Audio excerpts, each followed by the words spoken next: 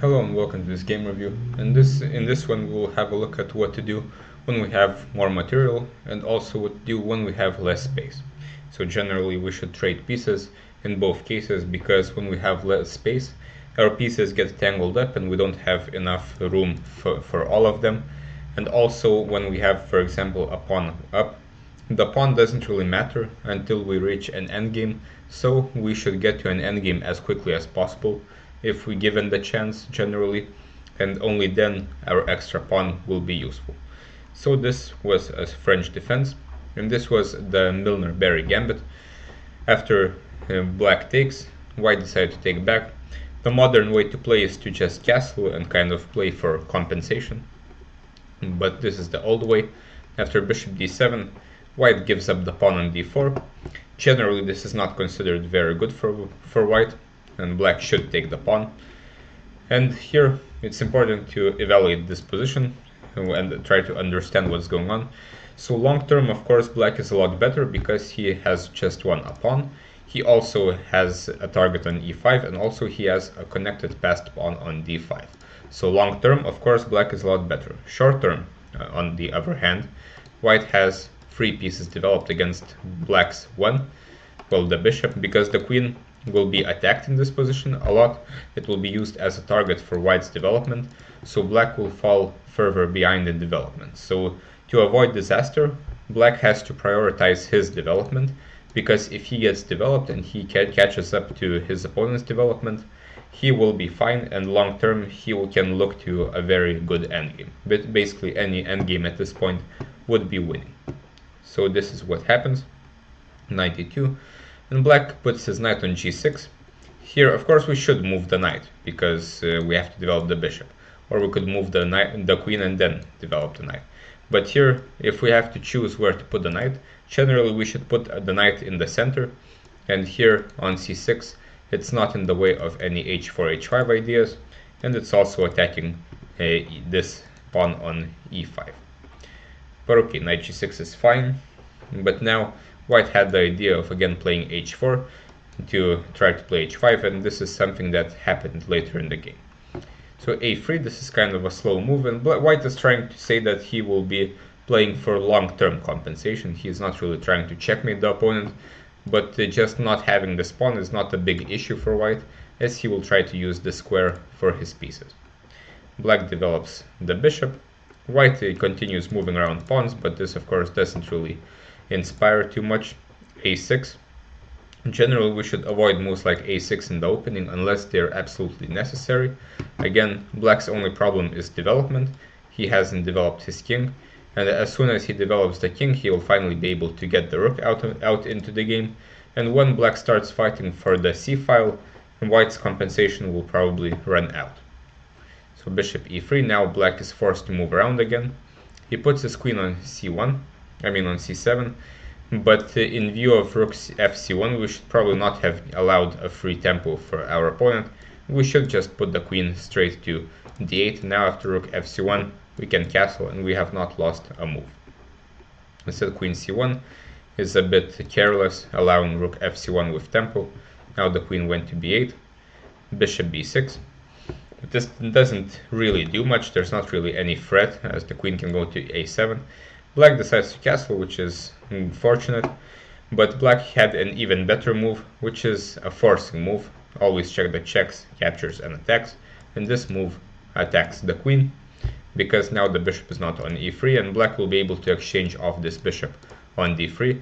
And again, when we have less space, which is the case here, and when we have a material advantage, most trades will be in our favor. And here we should be extremely happy to trade. Now that there are less minor pieces, there's a lot less chances to get attacked here, and black's next move will simply be rook c8 or bishop b5, continuing to improve the pieces, and white doesn't really have compensation. Instead castles g3, white is aiming at h4, also he has stopped this, bishop d8, but this move kind of just loses more time. Again, we should try to exchange pieces because we are ahead. Just the simple rook c8, perhaps with the idea to play rook takes c1, move the queen out of the way, and put the other rook on c8. This way we will be able to trade more rooks, and perhaps even prepare bishop b5 to trade bishops as well.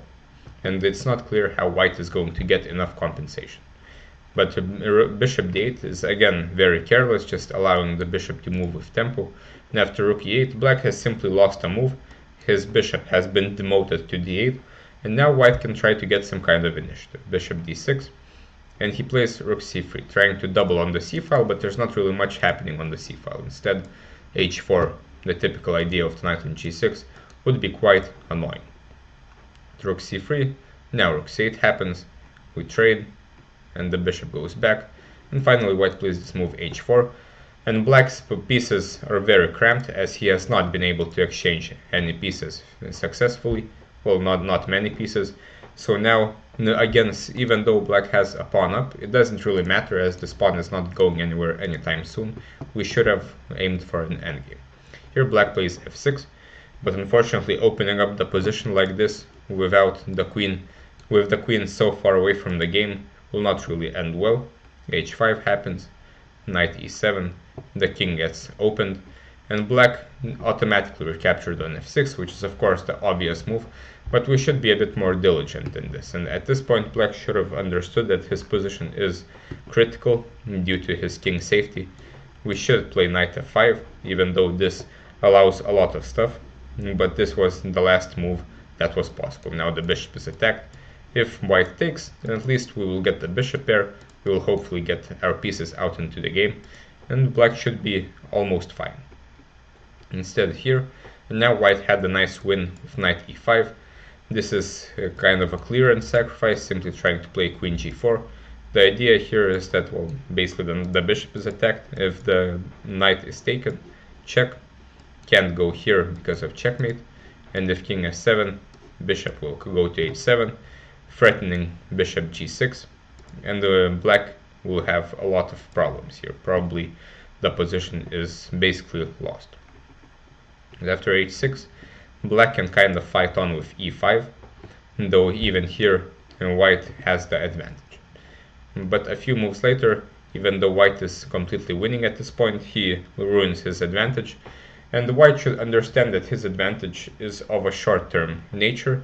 Again, black is a pawn ahead, so long-term, of course, black is better, but at the moment, black's king is terribly weak, so white should be trying to exploit this, and instead of moving the bishop that is attacked automatically, white should have looked for some kind of knockout blow, and here the blow was going to rook c7.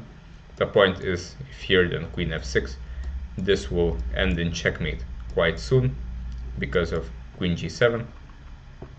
Otherwise, there is also other moves, for example taking here with the point of playing rook c7 now, or even knight g5 with the idea of giving this check. So there were a lot of moves for white to win, but he shouldn't have wasted time with bishop c5. Now after queen b8, suddenly the queen is back into the game, and after bishop e3, a very bad move. This just allows black to take it and take on g3, and now black even wins a piece. White could have played queen g2, but of course, now that we have reached the so-called long term, now black's pawn advantages are very well felt, and in the endgame this will be decisive. But after king of f1, of course, the game is over. Here black could checkmate, but white resigned, so ended quite favorably for black. But generally, the rules are that if we have more material, we trade pieces, and if we have less space, we also trade pieces. So these were both the case here. So we should have looked for opportunities to trade pieces. For example, here knight f4 would be a very good opportunity, getting rid of white's strong bishop, and later perhaps rook c8 to get rid of the rook, which is perhaps occupying squares that we could take with our other pieces.